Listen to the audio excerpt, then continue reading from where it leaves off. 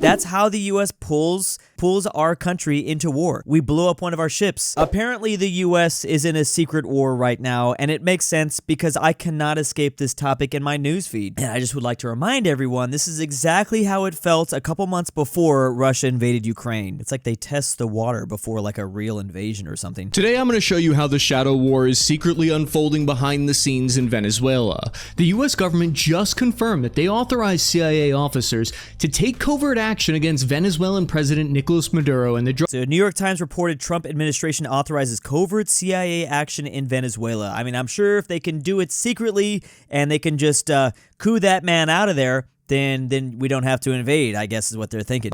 Tells. That terrible Tom Clancy fanfiction I wrote in high school is now becoming a reality. We've consolidated everything you need to know, from the ground operations Venezuela claims are already underway, to the massive ongoing US military buildup in the Caribbean, and Maduro's attempts to request help from his allies in Russia and China. I've been hearing about that. He's trying to get Russia and China to come over here, but honestly, wow, that's a really young picture of Putin. Putin does not look like that anymore. He's old now. The first thing you need to know is signing off on any kind of covert action allows American paramilitary officers to carry out lethal missions across the country. Ground branch activities are real spooky stuff designed to attack political, military, and economic conditions.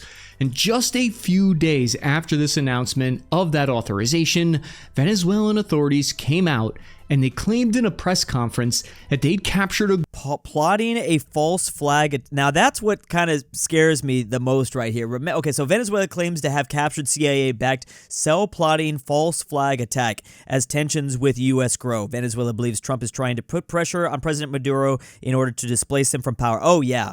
And you know what? I made a reference to the Russian invasion of Ukraine, but you probably don't even need to actually go in there. The Americans don't actually have to go into Venezuela to just get Maduro out of there. They'd captured a group of 4 operatives already. President Maduro's government stated that they'd apprehended a CIA-backed mercenary group that was plotting to conduct a false flag attack against one of their own U.S. warships docked in the Caribbean. That's terrifying because there's a very similar situation that played out about 100 years ago, over 100 years ago now. That is exactly what led to the Spanish-American War. And, I mean, honestly, we blow up our own ships all the time to pull us into a war. Look at the Gulf of Tonkin incident. We've been doing that for a minute.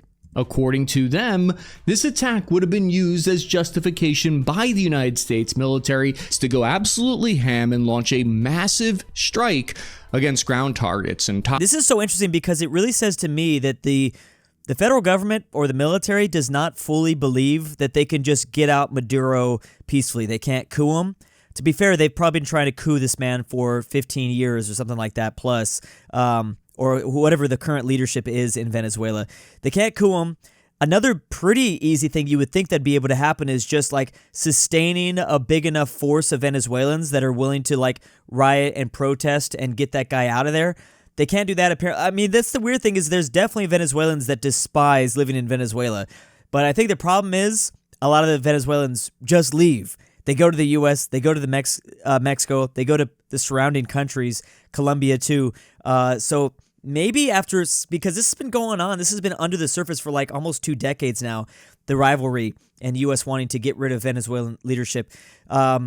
Maybe it's been so long, so many of the pro-Western possible people that would have still been living there have already left. It's been going on for too long. So if they think they actually have to invade, that means that they're out of all options. Maduro. According to Venezuelan authorities, the CIA-backed group tried to plant evidence along the way to implicate Venezuela in the attack. What that evidence would have been, they didn't say. My guess, they were going to leave behind a wallet with Maduro's driver's license and sprinkle some cocaine on it. But the United States has officially denied... We've been doing that since the 1980s. To our own people. Any involvement, making it another case of he said, she said of geopolitics. Venezuelan Vice President Rodriguez claimed that the alleged plot was similar to past incidents in history, like the 1898 explosion. There it is! That's exactly what I just said. Explosion of the USS Maine off the coast of Cuba, and the 1964... And there's it too! That's crazy. I did not watch this video beforehand. Gulf of Tonkin incident near Vietnam. That's how the U.S. pulls our country into war. We blew up one of our ships. I mean, dang. We can't really talk about Pearl Harbor too much, although there is a conversation to be had there. We're going to save that for another day. But ultimately, it's us blowing up our own ships or us putting our ships in a position to get blown up by the other country. And then boom, justification for war. Let's go. That was used as a precursor to justify further involvement in the Vietnam War. But so far, authorities have yet to provide any smoking gun, any direct evidence of actual U.S. involvement. Born too late for regime change in Latin America, born too early for regime change in Latin America, but born just in time for regime change in Latin America. It's never going to go away. It's literally never going to go away. We've been doing it since the Monroe Doctrine, which is, this is just classic Monroe Doctrine right here. We do not want a country like Venezuela to also be allied to the Russian China axis of the world, the Russia China, Iranian, North Korean axis of the world. We already got Cuba, but Cuba's not as much of a threat. Even though Cuba's geographically closer to us, Cuba's not as much of a threat as Venezuela, because remember, Venezuela is sitting on the most oil reserves in the world. Something like that. They're up there. Venezuela has got so much oil. But what happened next in this shadow war has been fully confirmed by the United States authorities themselves, and it played out in the full view of the public. It was a shocking mission to capture the president of Venezuela, Nicolas Maduro himself, a major escalation, and it didn't go entirely according to plan, as we'll see. U.S. sought to lure Nicolas Maduro's pilot into betraying the Venezuelan leadership. That's crazy. Imagine your pilot just flies him straight to like an air carrier off the coast of Venezuela. The Associated Press revealed from their sources that the FBI ran an elaborate rendition operation against Maduro. Rendition is another word for kidnapping, but the good kind, the kind that has lots of paperwork and is used against enemies of the state. I believe Maduro has only been in charge of Venezuela for 4 years, 4, maybe 8, 7 years, something like that. Before that was a guy named Hugo Chavez. Lopez, an agent with the U.S. Homeland Security Investigations Unit, was called in to look into some suspicious pilots and their jet that they seized in the Dominican Republic. These pilots were conducting some routine maintenance on their jet. It all sounds innocent enough, but they were doing it illegally because their Venezuelan aircraft was sanctioned. So by simply servicing the private jet out of the country in the Dominican Republic, this was a criminal offense in and of itself to the United States. Agent Lopez used this as leverage against the pilots when interrogating them about the seized aircraft. He pressed them on. This is going to be very interesting to see how this plays out. Remember, Castro was able to survive something like 400 or 500 attempts on his life by the CIA for decades and decades there.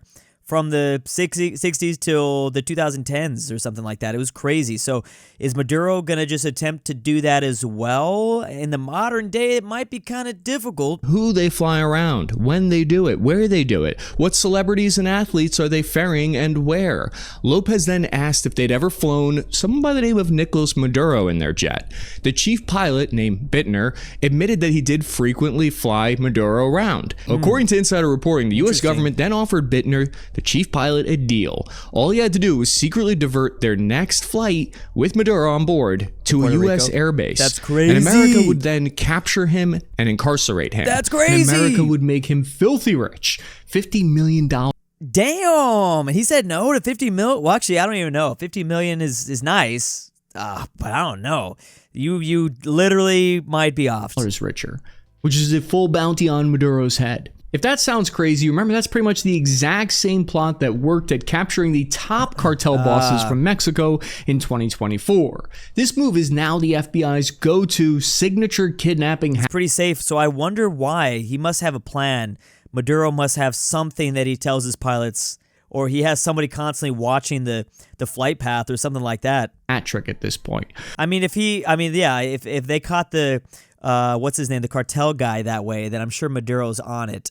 I'm sure he's got intelligence saying like, hey, you got to watch this now. But would that offer really be enough? No amount of money could guarantee Bittner's safety. That pilot knew he would always be looking over his shoulder for the rest of his life if he took that money. He might never be able to go home. But the pilot wrote where's he from? He's from the Dominican Republic? Back a final defiant text saying he would never betray Maduro like that. And the U.S. intelligence community was shocked at being left on red like that. In response, they fully crashed out and went hard on him. U.S. officials posted on X compromising photos of the chief pilot where he was seen talking to Venezuelan opposition leaders.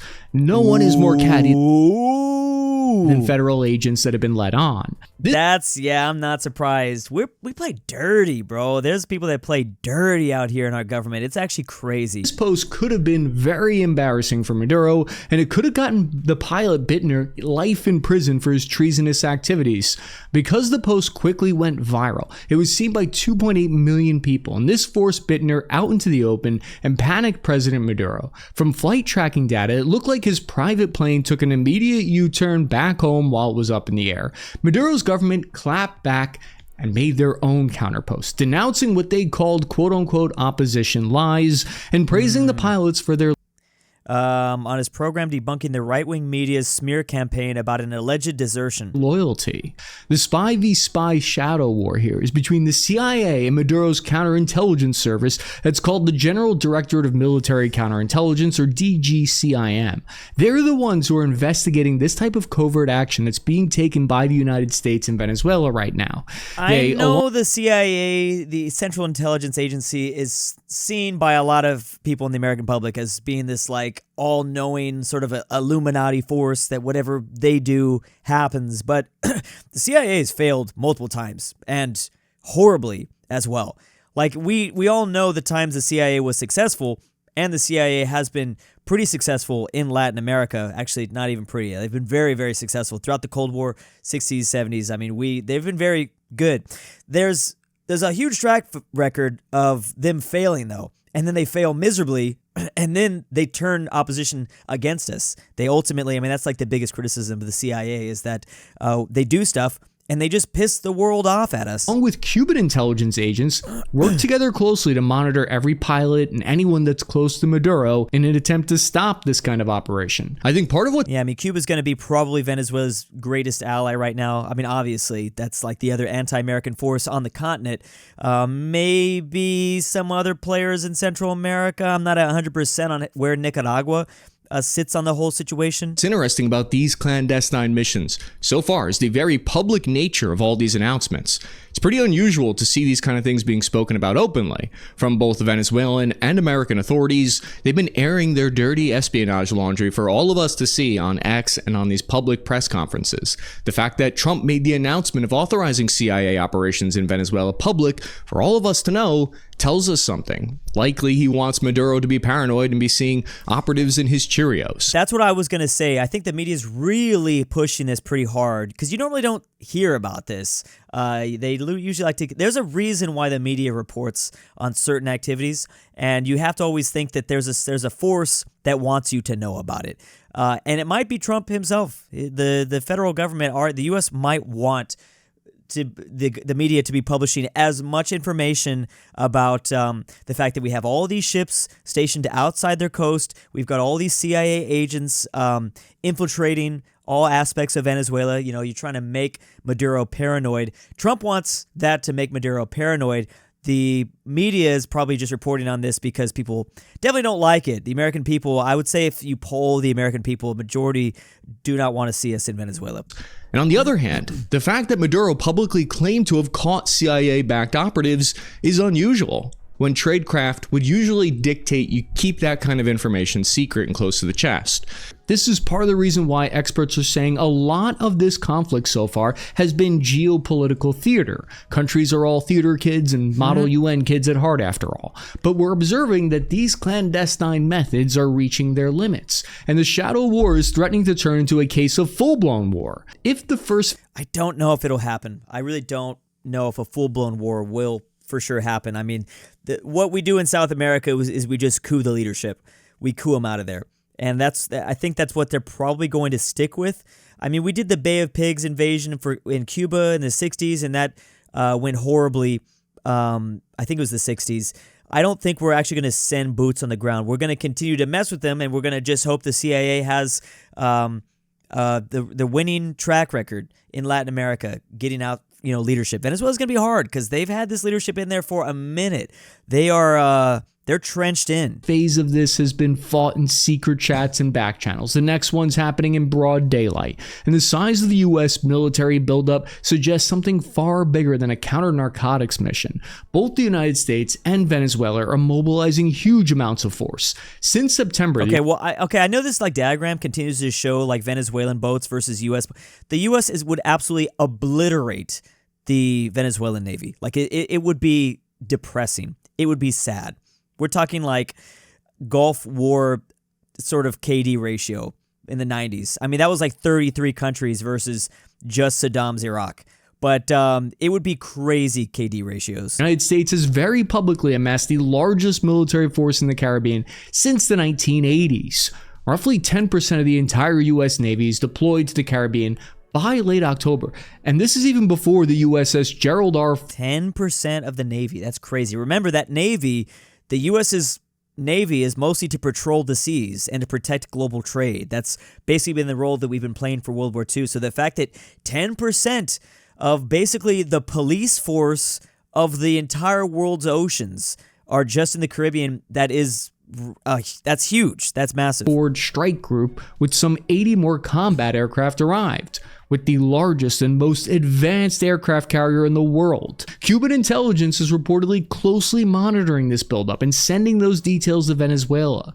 Now, satellite images like I said, that's probably going to be their biggest friend right now. Reveal the extent of this buildup. The U.S. military is doing extensive construction with upgrading an old Cold War era base, the Roosevelt Roads Naval Base in Puerto Rico. It was long forgotten, but it will now help sustain these missions. Overhead imagery shows... That's crazy. Obviously, during the Cold War, we were probably building stuff like that for numerous reasons. Maybe Cuba was one of them.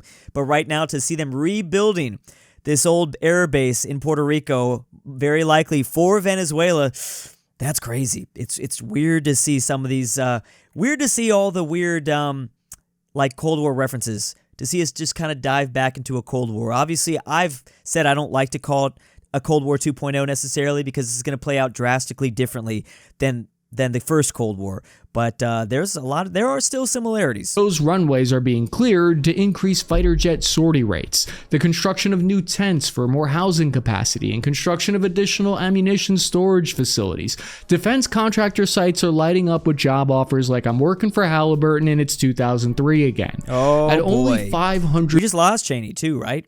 He just passed? It's crazy. Miles away from Venezuela, Puerto Rico is the perfect staging location to support sustained operations. According to the United States, it's there to crush the Cartel de los Sols. Yeah, dude, we're literally blowing people up in the Gulf of Mexico, or whatever, the Gulf of America, whatever you want to call it. The Gulf of Mexico, that is unheard of. Allegedly trafficking 500 tons of cocaine into the United States and Europe each year. If you take a look here, you'll see this graphic shows the location How the U.S. is preparing for military staging ground near Venezuela. Of 10 F-35 advanced stealth fighter jets, Reaper drones, and the general spots where warships... Yeah, people forget that we're a lot closer to Venezuela than you might think. You might think, oh, it's just Florida that's the closest area. No. Puerto Rico is literally U.S. territory. It's not a state, but it's literal U.S. territory. Are in this region. Joining these destroyers, cruisers, and amphibious landing ships, and nuclear attack submarine from the north, over the last few months are more specialized assets that we know about now, like the... I gotta say, Washington secretly mapping Maduro's defenses from Caribbean. I mean, again, I just don't know if we would be ballsy enough to actually invade Venezuela. I think it's going to be a covert mission. Maybe you send in SEAL Team 6. Maybe you do lots of small things. I mean, I'm sure the CIA's been in Venezuela for a minute, and clearly it's not working.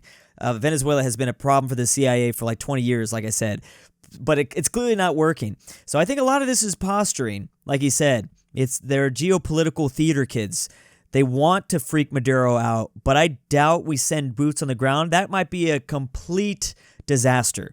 Absolute massive disaster. But who knows? If China invades Taiwan, it's well, we get to freely invade somebody else. I guess we're going after Venezuela. C-130 Ghost Rider and the MV Ocean Trader. The news service... You got to keep that in mind, too. I did make that reference right now, but it is an interesting point that a lot of the times it is kind of this weird chess match between China and the U.S.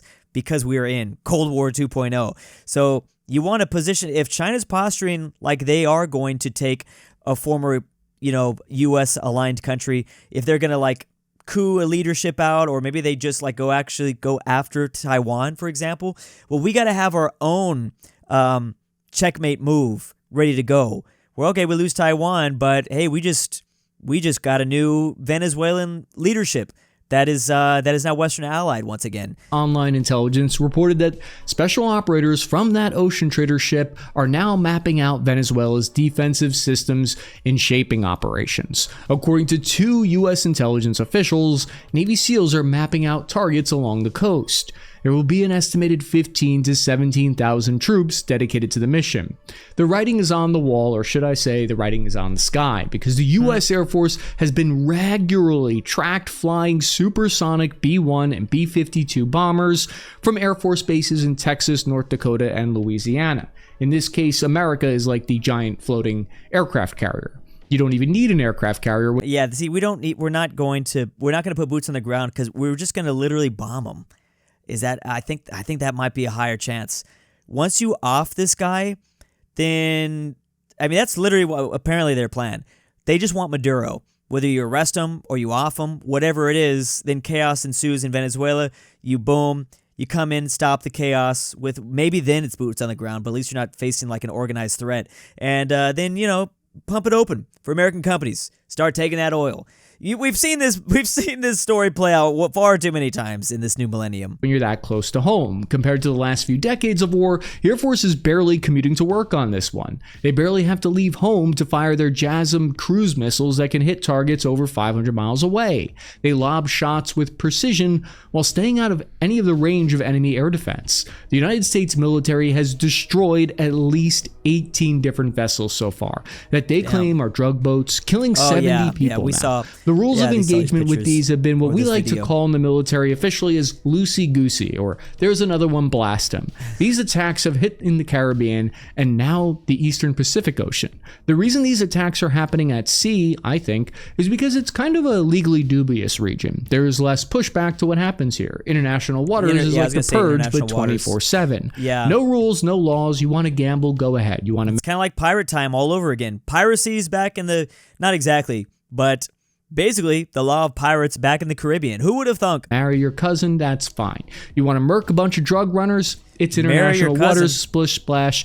I'm having a bath. I'm from Alabama. We do that all the time. In response to this, Just kidding. That's our sisters. We don't do cousins. U.S. buildup, Venezuelan leader Maduro ordered the National Bolivarian Armed Forces to full wartime readiness, mobilizing 125,000 troops and 400,000 militia fighters. Maduro then issued a stern warning that he has 5,000 of the Igla-S anti-air missile systems that he's activated to, quote, guarantee peace. However, interesting. Yeah, I don't know how much this is reminding me. Like, I feel like, so for instance, he's apparently calling for like help with Russia and China.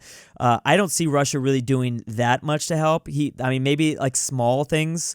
I think Russia definitely has their hands full right now. And then I don't know how much the Chinese would want to directly escalate. The Chinese love to escalate with the U.S., but this is a pretty direct stuff. If they just start like sending in boats full of anti-air missiles and things like that, that's a direct escalation right there. And I'm not sure they're going to want to do that. They like to work a little bit more in the shadows there. He forgot everyone and their mom nowadays has access to information on weapon systems capabilities. The Igla-S has a short range of 10,000 feet. It's only really good for taking down helicopters in the short ceiling, not stealth fighter aircraft. If you learned anything 6 months ago with the bombing of Iran's nuclear facilities, we can basically hit anything we want at this point and do it completely in secret. Likely mentioned those Iglas because it's more for a domestic audience. But according to high-ranking Venezuelan military officers who have actually defected and come to the United States, Venezuela's armed forces are short on resources, short on maintenance, and short on training. Bro, is that a surprise to literally anybody? No. That should not be a surprise to anybody. There's obviously Venezuela is a very poor country. They've been losing lots of population.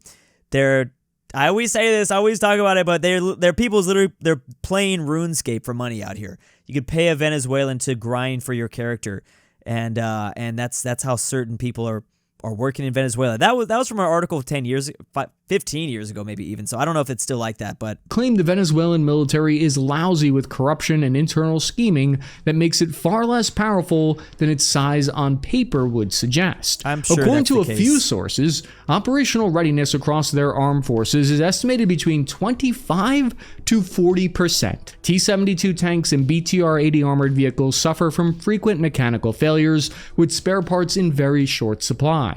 Only 3 of their ocean patrol ships remain operational, and 6 of their missile frigates were sold for scrap. Their last remaining submarine is broken down.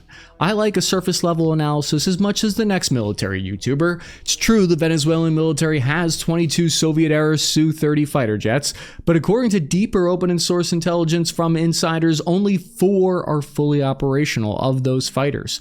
honestly, if I'm Maduro right now, I'm going to call Trump's bluff. If I'm Maduro, I'm just going to be like, you know what? I don't think you're going to do anything. I don't think you're going to do jack shit, and I'm just going to go about my day. Now, obviously, you're going to have to play as Castro here and survive several attempts to take him out, because that's probably what they're going to do, or arrest him. I don't know if Trump is willing to take the international hit. Like I made the statement that they're just going to literally blow him up with a B-2 bomber. I don't think they could take that like diplomatic hit from the international community. That would be such a bad look. But I would just call his bluff, because I don't think he's actually going to send like actual soldiers. Other sources like Latin America. Then again, you don't need to do that. Look at Libya. Look at the way they deposed Gaddafi in 2011. It was literally just an air campaign. I believe the Europeans were involved in that air campaign. I think in this case, definitely it would just be the U.S., but you definitely can depose a despot or a leader or anything like that purely through the air nowadays. You can cause enough instability.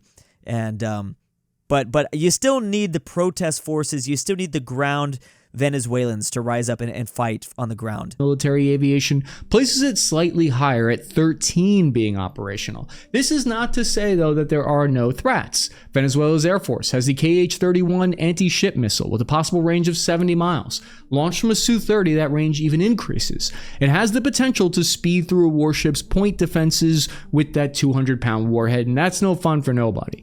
It's perhaps the most capable weapon in their Air Force and arsenal. Another 4 1980s-era US-made F-16s are able to fly out of their inventory of 24. But according to these reports, they don't have any working missile systems for those F-16s. If I'm being fair, that's still 4 more fighter jets than I have, though. But it never pays to underestimate your adversary, and the equation could change. And this is why, in the face of these challenges, President Maduro has requested his allies' help in sending him weaponry. However, this is where things could get interesting, but I don't know. Like I said, Russia's got their hands full.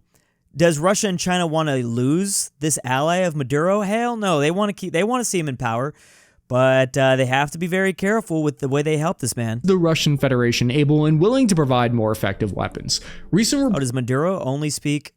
Does he speak English? Sorry, I didn't realize he was talking to Putin. I was like, does he need a? I thought he spoke a little bit of English, but he needs a translator because he's talking to Putin. He's speaking Russian. Reports show evidence of a Russian IL-76 heavy cargo plane arriving in the capital of Venezuela. Oh boy! Its registration number is linked to none other than the mercenary Wagner force that you might. That's what I was gonna say. Wagner, aren't they? They're all over Africa right now. I mean, there's no reason why Russia won't directly support Venezuela, just like the U.S. is directly supporting Ukraine. But the problem is that they're not in the same position as the USA. The Russians have been in a tough spot against Ukraine. Be familiar with. It took a circular route. If you follow its tracking, it went all over the world to avoid unfriendly airspace and to ensure that its mystery cargo was free of any risk of being interdicted or inspected.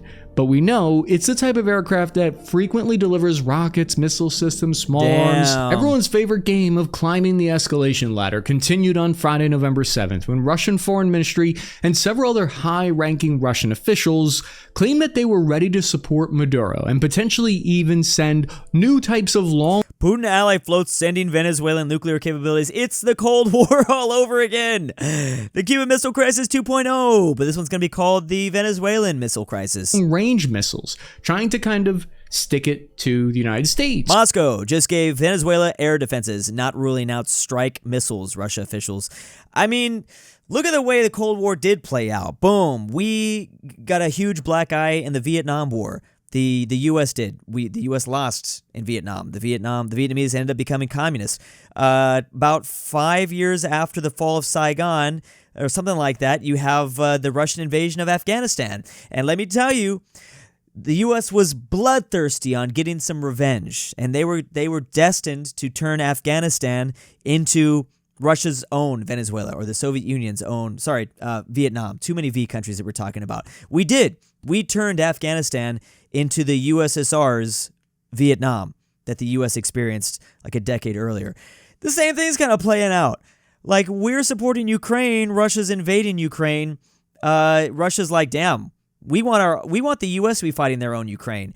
Venezuela could be the answer. Whether they will actually have the hardware and resources necessary to send that weaponry, though, is something that we're going to see over the next few weeks. And what does that leave Maduro with until then? It's also true the Venezuelan military has 2 of the Russian-provided S-300VM Antony 2500 surface-to-air missile systems, but they've gone over a decade without maintenance. The core of the air defense... I mean, it's a threat, and it's going to make things more complicated. The Russians are giving stuff over, but it's not the same direct thing. You know, the Russians are, it's not going to be the same. I will say, like, it seems like the U.S. military really likes to operate with, like, not a single casualty. They really don't want to receive, they're looking for, like, a perfect 100% score. They don't even want, like, something destroyed. They want the mission to be complete, obviously no casualties, but also nothing even takes a hit. We don't even get, like, a ship blown up or a tank or a helicopter crash or something like that. So all of this stuff does make that a little bit more complicated. Ultimately, this wouldn't change the end result if we were to invade Venezuela. It's just how many casualties would we take back? You know what I mean? That's what I'm saying. I think the U.S. would still roll over and pounce Venezuela, but maybe we would take more casualties along the way. Defense is also built around 12 of the air defense that has a max range, I guess I should say, because more units lost, more boats lost, or whatever equipment, of 250,000 feet. There are also Tor-M and Pechora 2M systems, which are reinforced with the old Zu-23 cannons. They're all tied together with the JYL-27A Chinese and Russian Nebo SVU radars. And what all of that means is a report by the Miami Strategic Intelligence Institute, based on intercepted communications of their active duty forces, found that 60% of the country's surveillance and detection capabilities are totally out of service and without spare parts. It's a patchwork of systems that's vulnerable to American electronic warfare, jamming by U.S. fighter aircraft. These are mainly placed around the Bolivarian Republic's headquarters, though, and it's mainly strategically placed around their bases. We know that even on paper, this air defense network is less sophisticated and less capable compared to Iran's. Oh, absolutely. I could see that. I could see even Iran being much more advanced than Venezuela is. And that network was totally incapable of engaging American stealth fighters and their escorts and bombers on their strike against their nuclear facilities.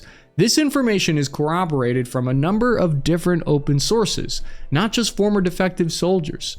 As always, all intelligence reports should be weighted and taken together, though. I mean, you got to keep in mind that Venezuela has been an extremely poor and impoverished country for a couple decades now, like I said. So they probably don't have the funds to be doing a lot of this stuff. Full assessment is backed up further by widely reported dire economic situation that the country has faced. That's literally what I just said. There you go. Yep. For years, where Maduro's having challenging time feeding the population, which can make financing a military even more difficult. The United States warns that strikes against land targets within Venezuela's borders are next. They've lined up crosshairs on a secret list of targets that includes both military and alleged drug trafficking infrastructure. Gets blurry though when sometimes those are dual use. However, all indicators currently point to no plans for any kind of actual ground invasion, and if regime change is the goal, it can be difficult to depose someone without boots on the ground ultimately. Yeah, in the case of Libya, we just use the people themselves, but I don't know if the Venezuelans are really going to rise up and protest this enough, protest Maduro's government enough. But there's definitely so many options here to get rid of him. There's just a lot of options, and I'm sure they're going to try to do all of those options. I don't even think boots on the ground is an option that the U.S. is willing to take. So how do you take someone out of power without getting bogged down in a costly possible insurgency? The current option on the table is Tomahawk cruise missiles from the surface warships and precision munitions delivered by Reaper drones, combined with electronic warfare. The goal would be to encourage local police to capture high-ranking... Oh yeah, you don't need the population if you just have... even the federal government themselves, their government could, if there's a struggle for power, someone else wants the power, if there's a break in his own, whatever, his surrounding council. Members of Maduro's inner circle for the reward money. Even if regime change isn't the overall objective of the United States Caribbean strategy, just the threat of America's capabilities might be enough to persuade President Maduro to comply with America's demands. However, complying might not be enough, and part of the war happening behind the scenes, part of this shadow war, is the battle of the wills, the diplomatic exchange of fire, so to speak. In fact, President Maduro may have already offered to simply comply with United States demands in early October. In an attempt to keep power and avoid a fight with the American military, President Maduro... There you go, just have him give in. Remember that just because he's been entrenched for years, or at least this anti-American government's been entrenched for years, doesn't mean there's no chance of finally getting him out. We finally got out Assad from Syria. That was finally successful. We now have a Western-aligned Syria in the Middle East, which is crazy to think of. It's a little bit awkward considering who's leading Syria. We didn't like that guy not even that long ago. But yeah, Maduro could end up with the same future where he just is on a flight to Russia and he lives out his final days somewhere in a small apartment building in Moscow. That is imagine being like just a regular Russian and you run into both the former Syrian leader and the former Venezuelan leader just at the grocery store one day. I mean, because they probably do stand out, let's be real. Well, I don't know about in Moscow, to be honest. I don't know how diverse Moscow is, but you might see some other Syrians. But I will say if I ever ran into a Venezuelan inside of Moscow, I'm going to be able to connect them pretty... I guess it's just anyone speaking Spanish. I'm going to be like, are you Venezuelan, sir? Was said to have offered to share Venezuela's immense oil and mineral wealth by promising a majority stake in all resource extraction to U.S. companies. This is according to multiple people close to the talks and negotiations. I wouldn't be surprised if that wasn't enough for the government. I would not be surprised if the U.S. is not going to take that deal. It might be, honestly, just to send a message. The U.S., again, there's people in the government that are so... craven for revenge at times, or they're just so petty that even if Maduro's like, hey, look, I'll give you everything you want, I'm just asking to stay in power. The U.S., there's people inside the government that'd be like, no, we have to get a symbolic win here. Like, we want you out. That have been widely reported in the media. Maduro's negotiating team also allegedly offered to cut ties with American adversaries and stop exporting oil to Russia and China, essentially offering to do whatever was necessary, and the US government confirmed that this happened. And to sweeten the pot, Venezuela's diplomats also allegedly promised a phased transfer of power that would ultimately lead to Maduro stepping down and there being new elections. But the U.S. diplomats, led by Secretary of State Marco Rubio, said no deal. Either President Maduro stepped down now and immediately stopped all support for narco-terrorist groups, or there was nothing else to negotiate. That's their casus belli. They're very, very weak casus belli, in my opinion. In my opinion, sure, is that the rejection of these talks in mid-October basically ended all diplomatic talks, and instead the threat of military force. What the hell is even that? What the heck was that? Talks in mid-October basically ended. What kind of boat is that? Inflatable battleship? All diplomatic talks, and instead the threat of military force has been the one and only message since then. It's possible the show of force in the Caribbean is about more than compliance, and it's a message aimed at other non-compliant nations like Nicaragua, Cuba, and I mentioned Nicaragua. See, I don't know exactly where Nicaragua's status is, but typically speaking, when the UN votes and there's like the Chinese faction of the world, it's always Cuba, Venezuela, Nicaragua, and then the other offenders, North Korea, Iran, China, Russia. Those are the main ones. Most importantly, China, who's recently been investing billions of dollars in Latin America over the past decade. Important signs to look for, I think, of any unilateral military action coming up, from what we're observing, is a clampdown on the information space. So in late October, Reuters reported that troops deployed to the Caribbean were asked to sign non-disclosure agreements as part of their assignment. Oh my God. You can make American soldiers sign NDAs? I mean, I guess you can have anyone sign an NDA, but that seems kind of crazy. And Pentagon staff asked to take polygraph tests to prevent leaks. On October 16th, Admiral Avin Halsey, the commander of Southcom that oversees the Caribbean, announced his resignation. That was 2 years earlier than expected from his command position after only a few months at the position. And we talked about this earlier. Regular viewers of the channel will remember one of the things that we stated that you should look for if there was going to be unilateral military action is someone like Halsey stepping down, who is all about the by, with, and through method. Now it's the through method. On October 30th, Lieutenant General Joseph McGee, a senior officer within the Joint Chiefs of Staff, announced his early retirement. These are the most high-profile turnovers in leadership, but there's also dozens of lower-ranking officers as well. And all of that means, though, is that this suggests there might be a major new direction being taken. That approach of by, with, and through is becoming less and less influential. This suggests to us that new leadership is going to fill those positions who are more on board with the current direction of use of force in the region. Taken together, this shadow war shows that the United States is crossing from a pressure campaign to an active destabilization effort. From clandestine efforts to overt American armadas waiting offshore, this is what's happening. I'm your average infantryman, Chris Cappy. If you like this episode, I think you'll like these ones about Latin America that you'll find very interesting about how Delta Force is already operating in Mexico. And the Shadow War will continue, like I say. I mean, this is obviously something very specific. Maybe you're not interested in Venezuela. Maybe you're interested in the overarching global geopolitical game that's happening. Well, this is a pawn in that whole chess game. This is a singular pawn when you zoom all the way out and you look at the Chinese and the US and the Russians and the Europeans and all that. I mean, this is just one aspect, and it's a global chess match that's happening all around the world. Everyone thinks these missions are badass until they realize this is opening to Predator, the good one. Oh, I forgot about that movie from the 80s. Covert action isn't usually announced, though, right? That's what I keep thinking. That's why I think that maybe this is just posturing to give the Americans the upper hand, just get Maduro to, I guess, surrender peacefully, but I guess he already was trying to do that, and we're not taking it. Who knows? It's not a shadow war. It's a special military operation. Hey, we're doing Russian tactics now. Yeah, that's something, though. Take every single piece of information with a grain of salt.